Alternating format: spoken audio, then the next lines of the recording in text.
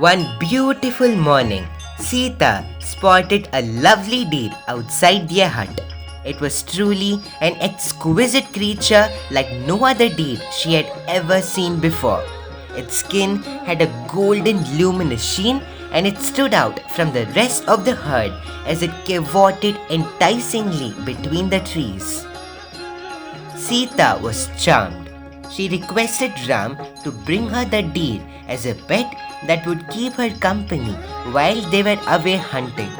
Ram could not resist his wife's plea and followed the deer into the forest to capture it and bring it back for his wife.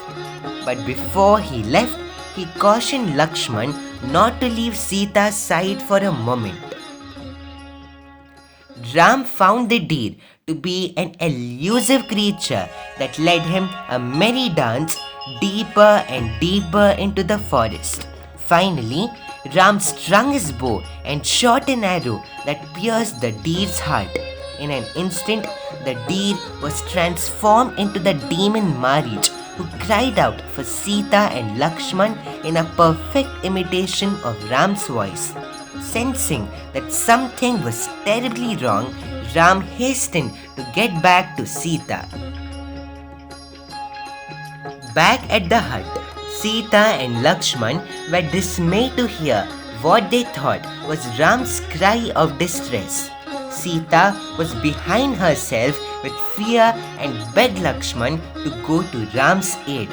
Lakshman was in a dilemma. On one hand, he had promised his brother that he would not leave Sita alone under any circumstance. On the other hand, he had to fulfill Sita's orders and rush to Ram.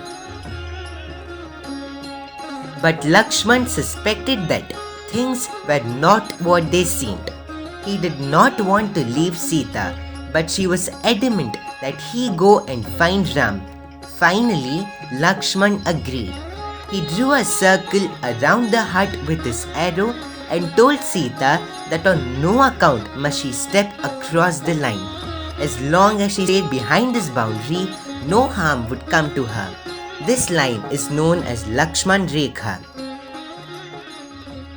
As soon as Lakshman had disappeared into the forest, a frail hermit approached the hut begging for alms and food. Sita served him graciously, being careful to stay within the line that Lakshman had drawn. But the feeble old man said that he could barely reach the cup of water that she had set down for him and requested her to step forward. Sita could not see what possible harm this weak creature could do her and she stepped across the line. Instantly, she was caught in a vice-like grip as Ravan revealed his true identity.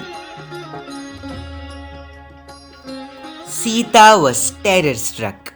She tried to struggle, but her strength was no match against Ravan's brute force. She tried to warn Ravan of the consequences of abducting her. She told that Ram would move heaven and earth to find her. When he discovered that it was Ravan who had kidnapped his wife, his wrath would be terrible to behold and Ravan would be destroyed. But Ravan merely laughed at this suggestion. He bundled Sita into his magnificent flying chariot and sped off to Lanka.